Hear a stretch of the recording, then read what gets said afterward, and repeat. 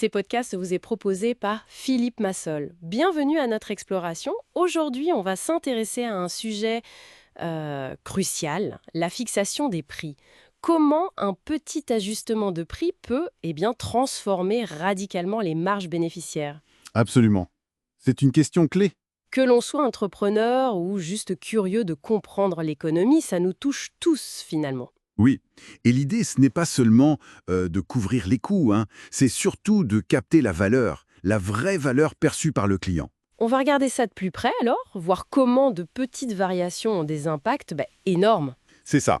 Et on parlera aussi de concepts comme le pocket price ou encore la ligne d'équivalence de valeur, la VIL, des outils importants. Commençons par cet exemple, il est assez frappant. Imaginez un produit vendu 10 euros, le coût de revient 9 euros. D'accord. Donc, 1 € de marge brute. Voilà. Maintenant, on baisse le prix de 5%, juste 5%.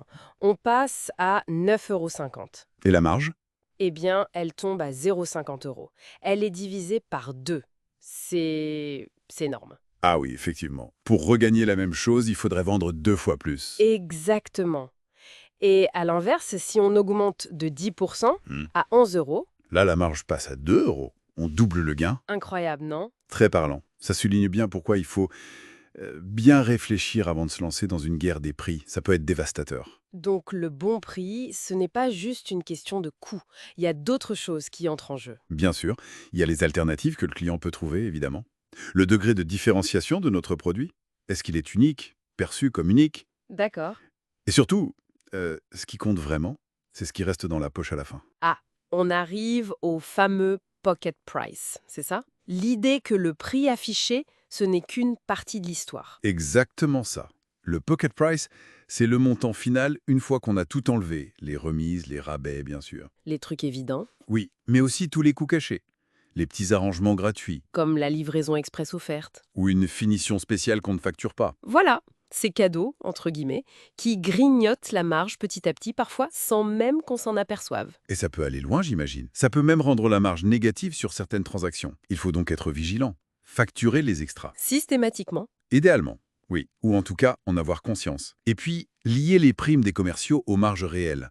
Pas juste au chiffre d'affaires. Ça change la perspective. Et parfois, il faut aussi euh, avoir le courage de dire non, de laisser partir un client qui n'est pas rentable, parce qu'il ne reconnaît pas la valeur des services associés. Pas facile, ça, de refuser une vente. Non, c'est sûr. Mais garder des clients qui vous coûtent de l'argent, ce n'est pas une stratégie viable à long terme. Une fois qu'on a cette idée plus claire du pocket price, du gain réel, comment on fait pour défendre le prix affiché, pour qu'il soit accepté? C'est là qu'intervient la ligne d'équivalence de valeur, la VEL. La VEL, j'en entends parler. Ça met en relation le prix et la valeur perçue, c'est ça? Tout à fait. Imagine un graphique. Le prix sur un axe, la valeur perçue par le client sur l'autre. La VEL, c'est un peu la ligne de fair play du marché. C'est-à-dire? Les offres qui se situent sur cette ligne sont considérées comme ayant un rapport valeur-prix normal, juste. Plus la valeur perçue est haute, plus le prix acceptable monte. Et ça nous aide comment, concrètement? Ça permet de voir où on se situe par rapport aux concurrents. Est-ce qu'on offre plus de valeur pour le même prix? Moins. Est-ce qu'on est plus cher pour une valeur équivalente? Ça aide à ajuster sa stratégie. Pour trouver le bon positionnement. Exactement. Et une étude intéressante a montré que, attention, 80% des nouveaux produits sont lancés à un prix trop bas. 80%! C'est énorme, mais pourquoi? Souvent par peur. Ou parce qu'on fixe le prix en regardant ses propres coûts. Et pas assez la valeur réelle qu'on apporte au client. C'est une grosse perte potentielle. Donc pour défendre ses prix, pour protéger ses marges, il faut travailler sur cette perception de valeur. Absolument. D'abord, bien comprendre ce que veulent vraiment les clients. Les différents segments de clients. La segmentation stratégique. C'est ça. Ensuite, se différencier intelligemment. Soit vers le haut, en ajoutant de la valeur, justifiant un prix plus élevé, soit vers le bas, en épurant l'offre pour être moins cher, mais toujours rentable. Et il n'y a pas que le produit lui-même, j'imagine. Non, bien sûr. La valeur subjective, c'est très important. Un bon accueil, un magasin propre, un service client qui répond vite et bien. Ça ne coûte pas forcément une fortune, mais ça augmente beaucoup la perception de la valeur. Et éviter la surqualité inutile, j'imagine. Ce truc super technique que personne ne demande. Exactement. Créer la valeur que le client est prêt à payer. Et toujours garder un œil sur la pocket margin, le gain réel à la fin. Bon, pour résumer si on peut, le prix, Un levier de marge hypersensible. Oui, très. La vraie rentabilité, elle se mesure au pocket price, après tous les coûts, les remises, les cadeaux. C'est le chiffre clé.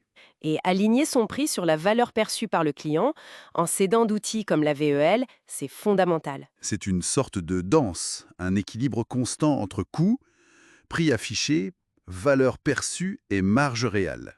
Une bonne stratégie intègre tout ça. Pour celles et ceux qui voudraient creuser un peu plus ces idées, améliorer leur stratégie ou leur technique de vente, Philippe Massol est sur LinkedIn, c'est une bonne ressource pour échanger. Oui, tout à fait. Et pour laisser une petite question en suspens, dans votre propre activité, quels sont les éléments de surqualité? Ces choses qui coûtent cher à faire, mais que vos clients finalement valorisent assez peu. Intéressant comme réflexion. Identifier ça, ça pourrait bien révéler des pistes pour améliorer la rentabilité.